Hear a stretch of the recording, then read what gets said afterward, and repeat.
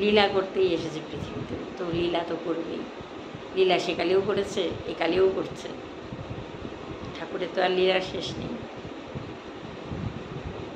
ঠাকুরের জন্ম কীভাবে দেখো, জন্ম হয়েছে জেলখানাতে। সেই ঝড় জলের রাতে নন্দভবনে এসছে।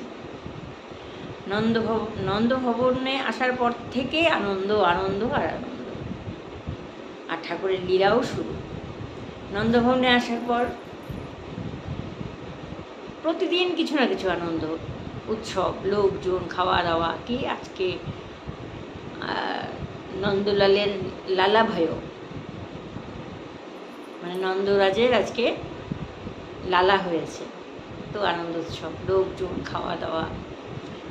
তারপর কি হয়েছে, করবটলিও প্রথম একদিন আর কি পাশ ফিরেছে, এক পাশে ডান পাশ ফিরেছে, তার জন্য আনন্দ উৎসব। আচ্ছা, বাপাস ফিরেছে একদিন, আনন্দ উৎসব। তারপর কথা শিখেছে, তার জন্য আনন্দ উৎসব।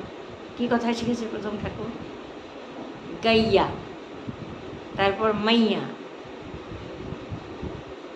তারপর বাবা, তারপর ভাইয়া। ভাইয়া বলরাম ভাই। আচ্ছা, খুব মজা। সবার প্রথম কথা শিখছে লালা, আনন্দের কারো শেষ নেই। আর তো প্রতিদিনই কিছু লীলাই করছে। তো তোমাদেরকে আগেও বলেছি যে ঠাকুর চুরি করছে, মাখন চুরি করছে কিসের জন্যে? কি কংস সব দুধ, দই, মাখন, ঘি চুরি মানে নিয়ে যেত করের বাবদ আর কি, কর বাবদ, ট্যাক্স বাবদ। তো তার জন্য কী হতো, গোপাল মানে যারা গোপালক আর কি, তাদের ছেলেমেয়েরা কিছু খেতে পেত না। তো ওটাকে আটকানোর জন্য ছোট্ট ঠাকুর বলে যে আমি তো এখন ছোটো, কেউ আমার কথা শুনবে না, তো আমি এইভাবে আটকাতে হবে আর কি, যে বলতে হবে যে চুরি হয়ে গেছে, চুরি হয়ে গেলে তো আর ট্যাক্স দিতে হবে না। তো সেই থেকে ঠাকুর চুরি শুরু করেছে। ঠাকুরের 3.5 বছরে ঠাকুর একটা মণ্ডলী তৈরি করেছে, চৌর প্রচার প্রসার মণ্ডলী, সব 3 বছর 3.5 বছরের বাচ্চাদের নিয়ে। ইভেন কি যারা সদ্য জন্মাচ্ছে তাদেরকে ওই মেম্বার বানিয়ে দিচ্ছে, যে 3 বছর হবে এ আমাদের গ্রুপের সদস্য হয়ে যাবে।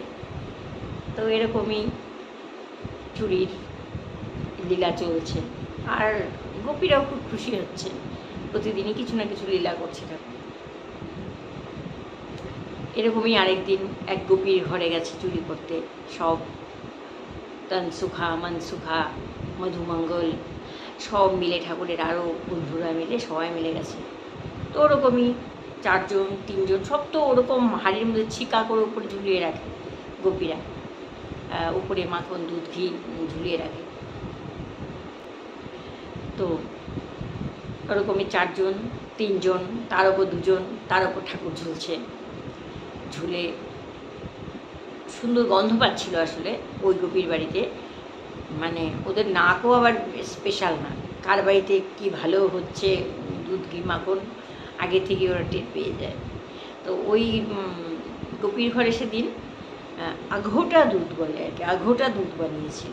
তো ওটাই ওই ছিকাতে ঝুলানো ছিল। আঘোটা দুধটা কি, যেরকম 5 কিলো দুধকে ঘন করতে করতে মানে জাল দিতে দিতে দিতে কী হয়, এটা ঘন হয়ে যায়। তো তখন 5 কিলো দুধ যখন ঘন হতে হতে 2 কিলোতে আসে, তখন দুধটা যে মানে গাঢ় একটা দুধ হয়ে যায় আর কি। তো ওটাতে চিনি দিয়ে ভালো করে ফুটিয়ে ওটা ওরকম ছিকা করে মানে মাটির ভাণ্ড করে ওপরে ঝুলিয়ে রেখেছে আর কি। তো ওটা খাওয়ার জন্য ঠাকুর উঠেছে। তো যথারীতি গোপী তো টের পেয়ে গেছে, গোপী এসে যেই না তারা দিয়েছে, তো নিচের তো সব পালিয়ে গেছে আগেই। তখন ঝুলছে ঠাকুর ওপরে ছিকা ধরে, বলছে এই গোপী সরে যা, দেখ আমাকে বিরক্ত করিস না। তো গোপী বলছে এই তুই আমার ঘরে চুরি করতে এসেছিস, আবার আমি তোকে বিরক্ত করছি, শিগগিরই নাম, আজকে তোকে নিয়ে যাব যশোদা আমার কাছে। বলছে দেখ রে, তুই তাড়াতাড়ি, তোর অনেক ভাগ্য ভালো যে আমি তোর ঘরে চুরি করতে এসেছি। তো গোপী মনে মনে হাসছে, মনে মনে বলছে হ্যাঁ সত্যি আমার অনেক ভাগ্য ভালো, এই দিনের জন্যই অপেক্ষা করে থাকি। কিন্তু ঠাকুরকে তো বুঝতে দেওয়া যাবে না, গোপী তো খুব কোমরে হাত দিয়ে বলছে, তুই নাম, আজকে তোকে দেখাচ্ছি মজা। বলছে আচ্ছা ঠিক আছে, তুই আমাকে ধর, নাহলে আমি পড়ে যাবো। আমি দেখ এত নান্না সা ছোট্ট সো লালা। তো বলছে যে ঠিক আছে নাম। তো গোপী হাত উঠিয়েছে, ছোট্ট নেক্সোসো লালা, ছোট্ট লালা 3.5 বছরের, নেমে এসছে। নেমে এসে গোপী বলছে, দেখি তোর মুখে কি, দেখি দেখা মুখে কি। তো ঠাকুর করেছে কি, ওই ঘন দুধটা মুখের মধ্যে মুখ ভরে রেখেছে, একদম মুখ ভরে রেখেছে। তো যেই না গোপীকে বলেছে, গোপী তুই আমাকে ধর, আমি নামবো, তো মুখ ভরে রেখেছিল তখন ওই ঘোটা দুধ, ঘন দুধটা। তো যেই না গোপী নামিয়েছে, গোপী ধরবে কি, তার আগে মুখ থেকে গোপী মুখে দিয়ে, চোখে মুখে দিয়েছে, পিচকিরির মতো চোখে মুখে ঢেলে দিয়েছে, দিয়ে তো পালিয়ে চলে গেছে। আর গোপী তো কী করবে, মানে চোখে সমানে জল দিচ্ছে সারাদিন ধরে। তখন ছিল পানঘাট, মানে কুয়োর পাড়ে গিয়ে সমানে কুয়োতে গিয়ে জল দিচ্ছে। তো সমানে জল দিয়ে চোখ ধুচ্ছে, সারাদিন চলে যাচ্ছে, শুধু চোখ ধুচ্ছে। সব সখীরা বলছে, কী রে, তোর তো চোখ ধুতে ধুতে চোখ লাল হয়ে গেল, তো তুই সারাদিন ধরে চোখ ধুচ্ছিস কেন? তো বলেছে নন্দের লালা এরকম করেছে।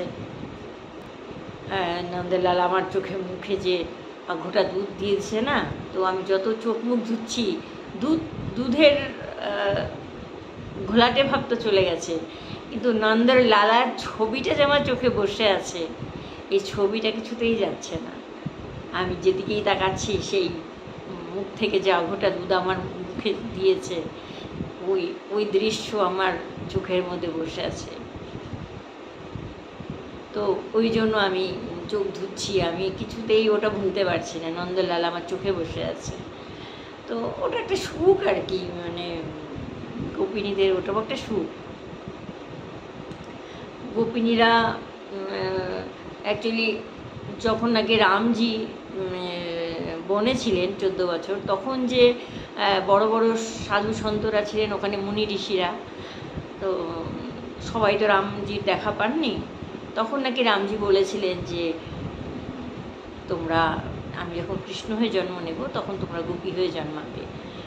তো ওরকম যুগ যুগান্ত থেকেই অপেক্ষা করে আছে প্রভুর লীলার জন্যে। তো ওই জন্য গোপীরা খুব খুশি, যতই দুষ্টুমি করুক, যতই মুখে বলুক, কিন্তু গোপীরা মনে মনে খুব খুশি হয়, সুখ নেয় আর কি। মানে লালা দুষ্টুমি করে, ওটা গোপীর একটা সুখ নেয় আর কি। তো এরকম তো তারপর সব গেছে যশোদা মার কাছে নালিশ দিতে। আর যশোদা মা তো একটাই কথা, যখন তোমরা হাতে নাতে ধরে নিয়ে আসতে পারবে তখনই বলবে। আর সবাই যেত কেন, যশোদা মা যখন ডেকে বকবে লালাকে, তখন সবাই একটু দেখতে পাবে লালাকে। ওই একটু দেখার লোভে যশোদা মার কাছে গিয়ে সবাই নালিশ দিত। এরকম আরও কত ছোট বলবো না, মানে এরকম আরও কত লীলা আছে, তোমাদের শোনাবো আস্তে আস্তে প্রতিদিনই একটা একটা করে। খুব সুন্দর সুন্দর লীলা। তোমরাও বাড়িতে যখন বসে থাকবে, বা মন খারাপ থাকবে কারোর, বা শরীর খারাপ থাকবে, বা যে কোনো কারণে, সংসারে তো কত রকমের মানুষের কষ্ট, দুঃখ, ব্যথা বেদনা থাকে। যখন কোনো ব্যথাকে হালকা করতে চাও, যখন কোনো কষ্টকে ভাবো দূর করবে, তখন বসে বসে না লীলা শুনবে। ঠাকুরের লীলা শুনতে শুনতে না মন এত সুন্দর হয়ে যায়। মানে যেমন কর্মেতি বাই সবসময় ঠাকুরের লীলা চিন্তন করতো, সবসময় লীলা চিন্তন করতে করতে করতে করতে হারিয়ে যেত, এরকম আর কি। তো আমরা তো অত সাধ্য সাধনা কোনোটাই আমাদের নেই, তো আমরা চেষ্টা করতে পারি, শুনতে পারি। অত বড় মাপের ওদের অনেক সাধনা, অনেক সাধু, অনেক সাধনা। আমরা যেগুলি আমরা ঠাকুরকে দেখা পাই না কেন, আমাদের সেই সাধনা কোথায় বলো? সেই সাধনা তো আমাদের নেই। তাই আমরা কি করে দেখা পাবো? আমাদের এই মানব শরীরে অনেক সাধনা করতে হয় তার দেখা পাওয়ার জন্যে। তবু লীলাধর না, সেই লীলার মাধ্যমে আমাদের দেখা দেয়, সত্যি সত্যি দেখা দেয়। আমরা কখনো কখনো অনুভব করি, কখনো কখনো অনুভব করি কীভাবে, তোমরা অনুভব করো নিশ্চয়ই এটা। যে কখনো হয়তো তুমি দাঁড়িয়ে আছো, মনে মনে ভাবছো আমার খুব আর্জেন্ট, এক্ষুনি আমাকে বেরোতে হবে, যেতে হবে, কিন্তু তুমি যাওয়ার জন্য হয়তো কোনো গাড়ি ঘোড়া কিছু পাচ্ছ না। হঠাৎ করে দেখলে তোমার সামনে একটা বাহন চলে আসলো। এরকম হয়, কিন্তু আমার সাথে তো হয়। তো হঠাৎ করে একটা বাহন চলে আসলো, তখন মনে হয় যেন আমার মনের কথাটা ঈশ্বর জানতে পেরেছে। নয়তো ভাবো রাত 12টায় তুমি কোথাও থেকে বাড়ি ফিরবে, কোথার থেকে, তুমি বাহন তো থাকার কথা না, কিন্তু তুমি পেয়ে গেলে, তখন তোমার কি মনে হবে যে ঈশ্বরই তোমাকে কাউকে না কাউকে পাঠিয়েছে। তো ওরকম আর কি। তো এরকম ছোটো ছোটো কত কিছুই হয় ঘটনা। তো বুঝে নিতে হয় ঈশ্বরের ইশারা। আসলে শুনবে, সবাই শুনবে, ভালো লাগবে। একদিন আমারও হয়েছে, আমি উত্তরবঙ্গে বাড়ি থেকে ফিরি আর কি, আলিপুরদুয়ার থেকে উত্তরবঙ্গে ফিরি শিয়ালদা। তো আমি একা একাই যাতায়াত করি বেশিরভাগ। তো একদিন আমার বড় একটা হাতে ট্রলি আছে, বাড়ি থেকে যখন আসি গাছপালা অনেক কিছুই নিয়ে আসি, যেহেতু একটু নেশা আর কি গাছপালার। তো স্টেশনে নেমেছি, নেমে আমাদের তো জানো সব সাবওয়ে হয়ে গেছে এখন, আগরপাড়া, সোদপুর, বেলঘরিয়া, এগুলো না সব সাবওয়ে হয়ে গেছে। তো আমার কাছে এত ভারী একটা ট্রলি, আবার হাতে ব্যাগ, মানে আমি না মানে ট্রেন থেকে নেমে, লোকাল ট্রেনে শিয়ালদা নামি, শিয়ালদা থেকে আবার লোকাল ট্রেনে আগরপাড়া নামি। তো ওখান থেকে নেমে যখন সাবওয়েতে নামবো না, মানে ভাবছি তখন কটা বাজে, 5টা, সোয়া 5টা বাজে, খুব জোর কি 5:30 বাজে, মানে শুধু পেপার আলারা প্ল্যাটফর্মে। তো বিশ্বাস করবে না, হঠাৎ করে কোথার থেকে একটা ছেলে আসলো, এসে আমাকে কিচ্ছু বললো না, আমার হাত থেকে ট্রলিটা নিয়ে প্রায় মানে 50-60টা সিঁড়ি হবে মানে নিচে, টক টক টক টক টক করে নেমে আসলো। মানে নেমে একদম নিচে নামিয়ে দিল ট্রলিটাকে, আমিও সঙ্গে সঙ্গে নামলাম। পরে আমাকে আবার বলছে যে ওদিকে উঠিয়ে দিয়ে আসবো দিদিভাই। আমি বললাম না না, লাগবে না, আমি ওঠাতে পারবো। কিন্তু আমার কথা শুনলোই না, মানে আগে আগে গিয়ে আবার ওই সিঁড়ি দিয়ে আমাকে উঠিয়ে দিয়ে আমার পুরো আমার মানে নিচের পুরো রাস্তাটা পার হলাম, আবার ওই সিঁড়ি দিয়ে আমাকে ট্রলিটা উঠিয়ে দিল, উঠিয়ে দিয়ে ব্যাস ট্রলিটাকে রেখেছে, এটা আর দেখতে পেলাম না। নিচে নেমে গেল না ওইদিকে কোথাও দিয়ে চলে গেল, মানে নিমেষের মধ্যে আমি আর তাকে দেখতে পেলাম না। তো এরকম ঈশ্বরের প্রতি ভরসা রাখবে, তোমাদের সাথেও নিশ্চয়ই এরকম হয়। তো যে ম্যাজিকে বিশ্বাস করে না তার সাথে ম্যাজিক হয়, যে যে ঈশ্বরের কি বলবো চমৎকারে বিশ্বাস করে তার সাথে চমৎকার হয়। আমি বিশ্বাস করি, আর আমি সত্যি চমৎকার হয় আমার সাথে। তো তোমরাও ভালো থেকো, তোমাদের সাথেও যেন সুন্দর সুন্দর চমৎকার হয়। ঈশ্বরের আশীর্বাদ যেন সবসময় তোমাদের উপর থাকে। সবাই সুখে থাকো, ভালো থেকো, রাধে রাধে।